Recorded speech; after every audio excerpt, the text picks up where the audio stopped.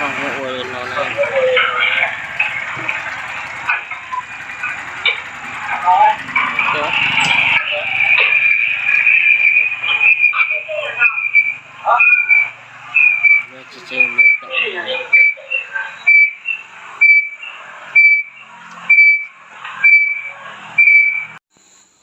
Cho nó nhát chó nó này, chịu xị chó nó mà lo nữa.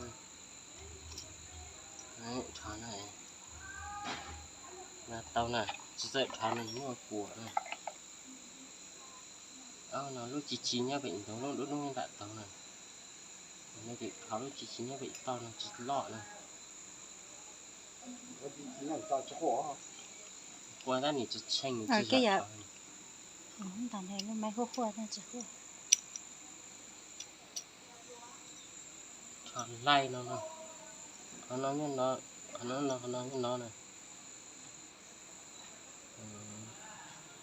Chết sự này nhá tua sổ to nó này.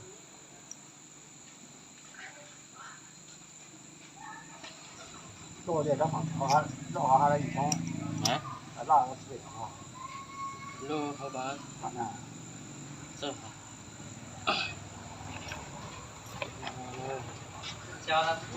Cho nó đi tính trộn cho qua này. Cho nên cho rất sâu rồi.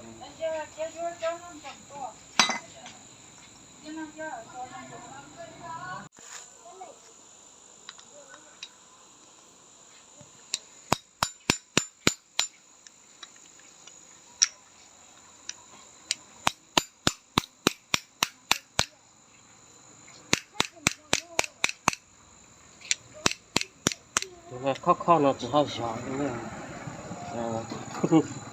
Trong dùng muốn này, tai mình sẽ chính xác này.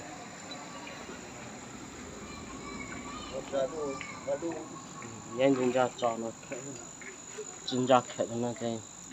Các thầy tao thì luôn là mình mua áp nó này nhiều từ tao ở tại tôi thì chợ buộc nó luôn không mấy buồn.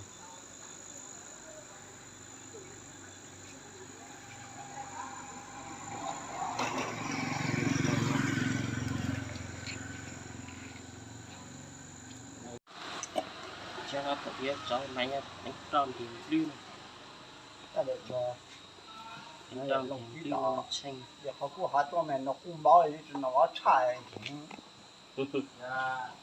Tại vì nó nó số nhân nọ.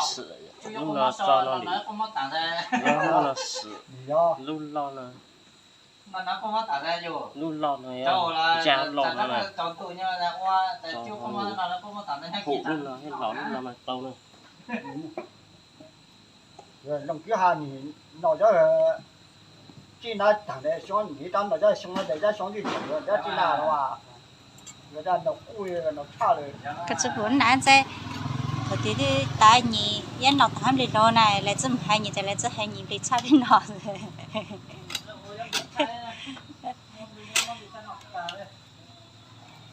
Bây giờ nằm đi đọc cắt đua này kìa, bây giờ lo à?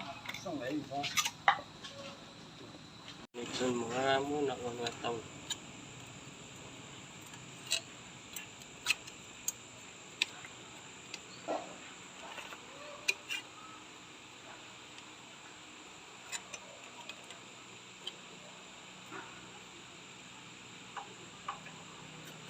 Ta xuống chợ đó. Xin chào.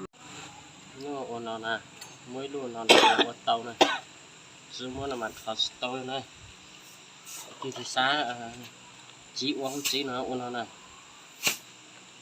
Đấy. Sau khi nó là chút chúa nó như này. Nhưng chỉ uống này.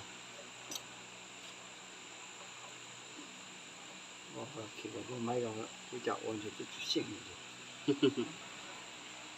Nha. Ôn này tàu này.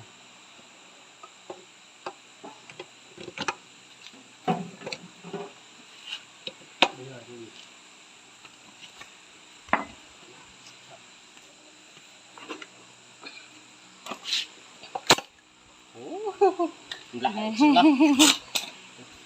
Có bao nhiêu về nhỉ? 13.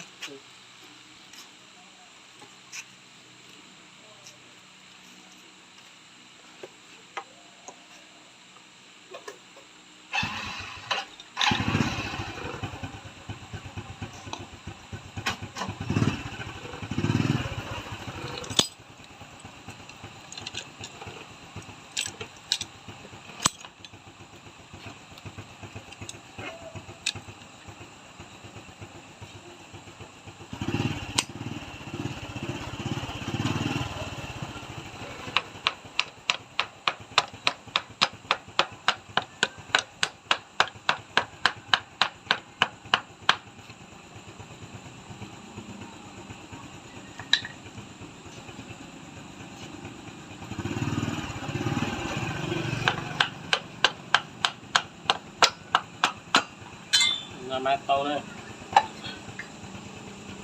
là cá sao thì nó không chỉ này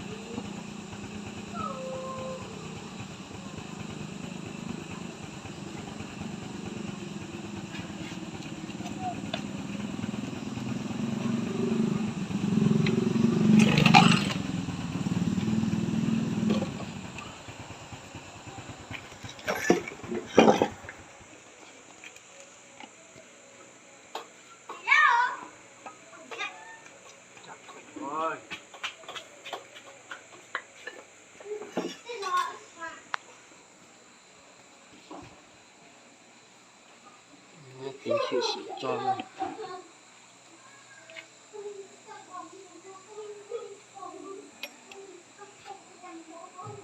一直鬼眼都直爆上呢。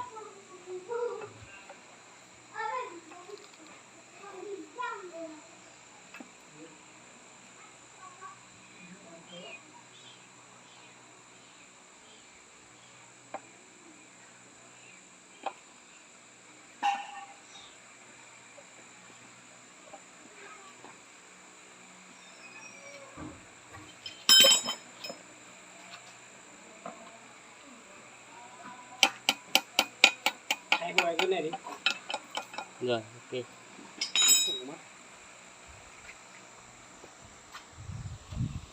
Thay đổi bao nhiêu đấy? Có lại bao nhiêu? 70, 80, 90. 80. 80 à? Rồi.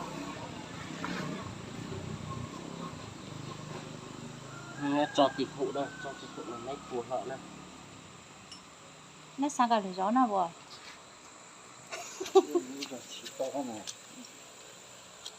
Cái tay như vậy sẽ thấy là có sót chọt tay dưới à?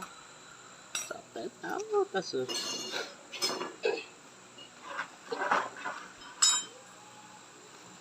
Cái con này là khá quá.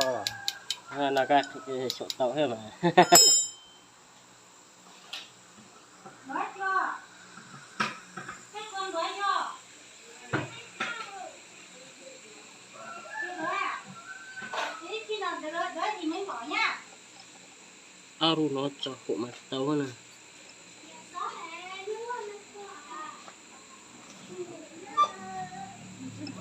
Mấy tim nó phải lừa ra mấy cái nào cả. Nói là mất tầm mấy tim một Xin nhìn thấy sao ít cơ này. hả?